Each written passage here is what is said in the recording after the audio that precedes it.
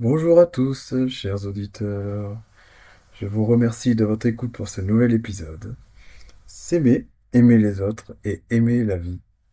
C'est pour moi l'épisode le plus fondamental après l'introduction. Voilà, c'est vraiment une philosophie de base que je souhaiterais vous transmettre. Donc, quel long chemin de s'aimer, aimer les autres et aimer la vie sans condition. Déjà, s'aimer, c'est s'accepter tel que l'on est avec ses qualités et ses défauts. C'est accepter notre état actuel sans tomber dans la culpabilité, la détestation, mais sans non plus s'enfermer dans le déni de responsabilité, dans l'orgueil qui, tôt ou tard, sera source de souffrance. Se dire, je ne suis pas horrible, je ne suis pas incroyable non plus, je suis entre les deux. Oui, personne n'est parfait, et moi le premier, mais il faut savoir aussi que l'on doit faire de son mieux, et accepter qu'il y a des jours où c'est plus compliqué que d'autres. Et donc que le mieux que l'on fait ce jour-là est peut-être moins mieux que d'autres jours. Mais pour autant, persévérer dans l'effort personnel, donc sans jamais relâcher. Jamais relâcher, oui, mais ne pas non plus être trop exigeant envers soi-même. C'est une course d'endurance, pas un sprint. Je vous prends un exemple. Lorsque j'ai tendance à me dire que j'ai mal conduit, je prends aussi en compte le fait que le trafic était dense, ce qui crée des complications, que j'étais aussi fatigué, que j'ai une contrariété avant, et qu'en plus je ne voulais pas être en retard. Mais je me dis aussi qu'il faudra que je fasse mieux la prochaine fois, en faisant en sorte que toutes ces choses qui ont mené à avoir cette conduite soient résolues. Ou si elles ne dépendent pas de moi, eh ben, me donner les moyens de pouvoir mieux les vivre. Donc oui, il y a beaucoup de choses qui m'ont amené à cet état de fait, si vous voulez, mais pour autant, ma vie, c'est moi qui l'amène. Mais je ne me culpabilise pas non plus, car c'est pas facile. Souvent, nous ne sommes pas dans l'envie délibérée de faire ou d'être dans le mal. C'est souvent une ou plusieurs choses qui nous y poussent. Pour autant, nous pouvons résoudre tout ce qui nous y pousse. Osons donc prendre notre vie en main. L'examen de conscience chaque soir au début est un très bel exercice pour améliorer son quotidien. L'idée est de repérer les causes, les tracas, les déclencheurs des tracas et des problèmes. Les causes des souffrances vécues dans notre corps, notre mental, avec les autres, par nos habitudes, nos choix, nos consommations et bien d'autres. Tu trouveras d'ailleurs certaines de ces causes développées dans d'autres épisodes. Mais le truc durant cet exercice, c'est qu'il ne faut pas se mentir. Jouer franc jeu, on ne déforme pas, on n'éclipse pas indéfiniment certaines choses, on ne refuse pas d'accepter d'autres choses non plus, ni avec les autres d'ailleurs, autant que possible, car le mensonge est addictif. Cet examen de conscience est un instant de vérité secret avec vous-même. Et même s'il y a beaucoup à faire, personne n'est parfait. C'est l'évolution qui compte finalement. Et même si ça va pas aussi vite qu'on voudrait, ou plus précisément que les exigences de l'ego voudraient, on se fait meilleur, et ça c'est vraiment chouette. Car plus on se verra meilleur grâce à cet idéal, nous surpassant toujours, ou Dieu pour les croyants, et plus on aura encore plus envie d'être meilleur. Et cela ne s'arrête jamais. C'est l'histoire d'une vie. Ainsi donc, le bonheur n'est pas une destination, mais bien une façon de voyager. Le paradis est un état d'esprit. Revenons sur notre remise en question. Demandons-nous, donc à tête reposée, donc jamais à chaud, pourquoi sommes-nous comportés ainsi? Y a-t-il une idée, une raison derrière cette émotion, derrière ce moment désagréable que j'ai ressenti? Puis ensuite, quoi penser et que faire pour que ça aille mieux? Si on ne trouve pas, soyons indulgents envers nous-mêmes. Peut-être la vie nous apprendra plus tard, ou demandons autour de nous, comparons les avis. Et pour les croyants, vous pouvez demander à l'Esprit Saint, à Dieu, aux anges de vous inspirer. Mais surtout, ne jamais réfléchir sur nous-mêmes et sur des sujets lourds comme l'argent, le charnel, l'ego, les conflits, à chaud.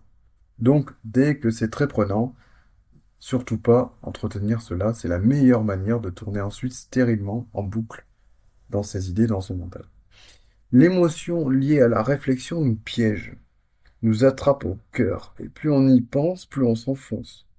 Donc il vaut mieux se noter l'idée sur un bloc-notes et y repenser plus tard à tête reposée, car à ce moment, on casse la spirale émotionnelle infernale de nos idées, en se disant tout va bien, je l'ai marqué, je pourrai y penser plus calmement et plus efficacement plus tard, lors de mon examen de conscience par exemple.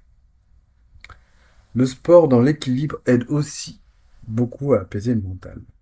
Petit détail aussi, prenons garde à ne pas trop se focaliser sur des détails superficiels. Voilà là aussi une source infinie de tourments. Par exemple, faire un drame pour une tâche, un verre cassé.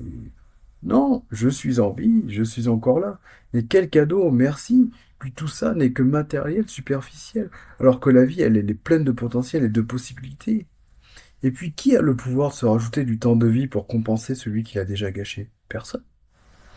Donc, pour revenir à notre examen de conscience, je recommande donc ainsi, en fin de soirée, de repenser à tout ce qu'on a marqué sur notre bloc-notes, et aussi de repenser à sa journée en la refaisant par son imaginaire de manière chronologique. Pour une reconstitution de journée, faites-le à la fréquence que vous le souhaitez. Pour bien avancer tous les soirs, c'est top. Mais sinon, si possible, au moins une fois par semaine. Et les trucs notés sur le bloc-notes, tout dépend si vous en avez beaucoup ou pas, et si c'est urgent ou pas. Personnellement, je le fais au moins toutes les semaines, et au début, c'était plus tous les jours d'ailleurs.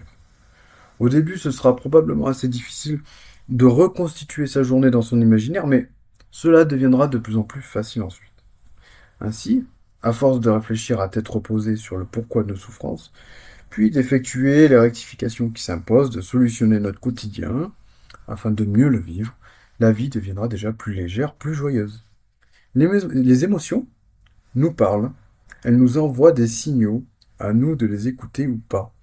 Mais plus on les écoutera, plus on rectifiera ce qu'il faut dans nos vies, et mieux ça ira, ainsi on pourra davantage s'aimer, et donc aussi davantage aimer les autres.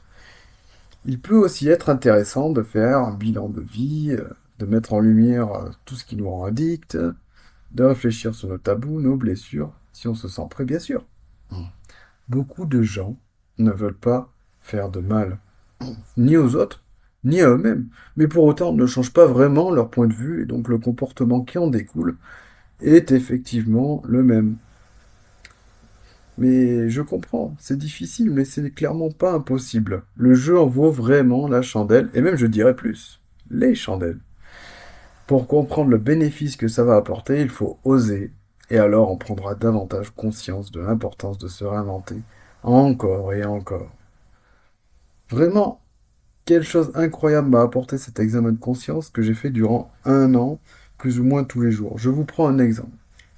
J'avais vraiment ce problème de trop penser négativement, ce qui me rendait moins patient aussi avec les autres. Ainsi, en faisant un examen de conscience, si ma mémoire est bonne, j'ai eu cette idée de mettre mes pensées sur un bloc-notes et d'y penser plus tard. J'ai également pu éviter des itinéraires difficiles sur la route qui me stressaient encore plus, réfléchir également euh, à des problèmes relationnels et puis mieux réagir ensuite. Je comprends que cela soit recommandé d'ailleurs dans les vers dorés de Pythagore, cet examen de conscience. Et oui, Pythagore n'était pas qu'un matheux antique.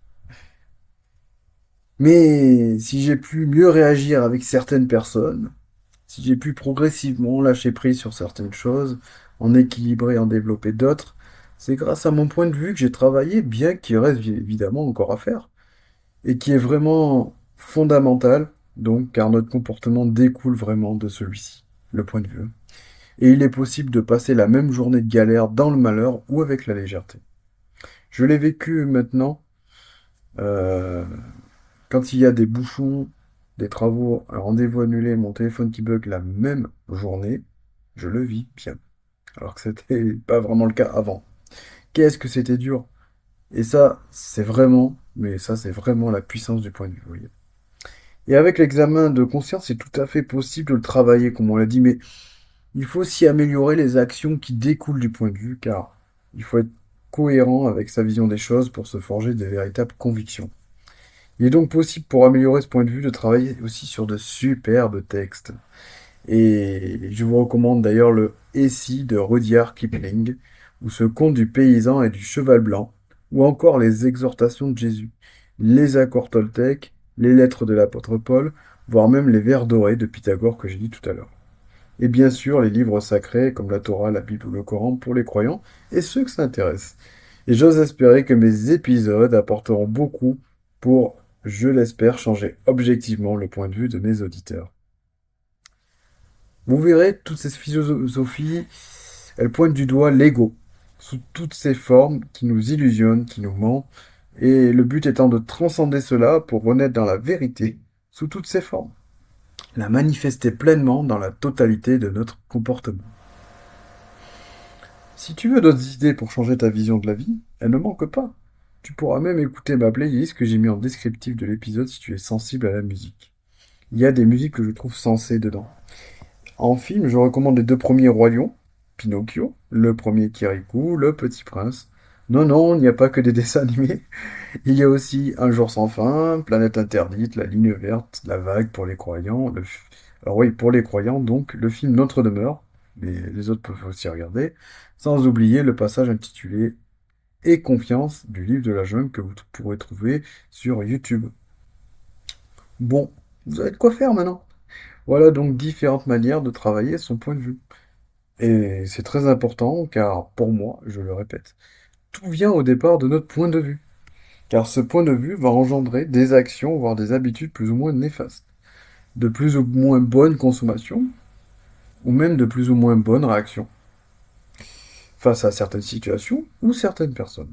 J'entends par là aussi de mauvaises paroles, voire même d'autres mauvaises idées qui peuvent nous rendre encore plus mauvais. Et ça peut aller vite. Et si on ne fait rien, toute notre vie intérieure et extérieure peut être gangrénée. On peut également recevoir de mauvaises idées, paroles et inspirations d'actions de l'extérieur. Cela peut aussi passer par les sens, parce qu'on voit, entend, touche, goûte ou sent.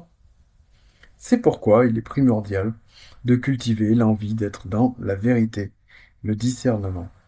Qu'est-ce qui est fondamentalement bon? Qu'est-ce qui est fondamentalement mauvais? À mon sens, c'est à ça la base de tout. Tout pour moi découle de cela, et donc, comment bien penser, bien parler, bien agir? Il n'y a que nous-mêmes qui devons construire notre propre discernement. Personne ne doit nous dire quoi penser, et nous ne devons pas suivre aveuglément qui que ce soit. Bien sûr que certaines personnes sont de bons conseils, et il serait dommage de n'écouter personne, mais l'expérience que l'on vit parle aussi pour nous. Donc, bien sûr qu'il faut aussi écouter les gens, mais voilà, priorité à l'expérience personnelle. Et donc, c'est pour moi au-dessus. D'ailleurs, il vaut mieux quelqu'un qui se trompe un temps, parce qu'il s'écoute pour réaliser ensuite qu'il s'est trompé, accepter cela en adulte et donc se forger une nouvelle conviction, que quelqu'un qui vit dans l'ombre d'un autre, qui finalement ne se bâtira aucune certitude, car étant dans l'idolâtrie aveugle. Souhaitons d'ailleurs que la personne réalise que personne n'est parfait et qu'elle fasse son chemin. D'ailleurs, sur le chemin, le problème c'est que l'ego nous leurre. Il trouble notre vision. C'est donc le fameux mythe de la caverne de Platon. Nous sommes dans un corps avec des pulsions, des passions aveuglantes qui nous illusionnent lorsqu'on réfléchit, ou sur les idées qu'on a déjà eues. Et le monde, autrement dit l'aveuglement des autres et le monde matériel qui nous entoure, peuvent aussi nous perdre dans notre cheminement. Donc vigilance, le mensonge est très présent. Mais l'expérience pour moi est clairement fiable, si le résultat est le même à chaque coup, et si le lien avec la cause en question est avéré. Là, on peut toucher pour moi quelque chose d'authentique, au moins pour nous-mêmes. Ne pas hésiter d'ailleurs pour les croyants à demander être aussi éclairé par l'Esprit Saint, par Dieu. Spoiler alert, une lampe de 50 watts ne suffira pas.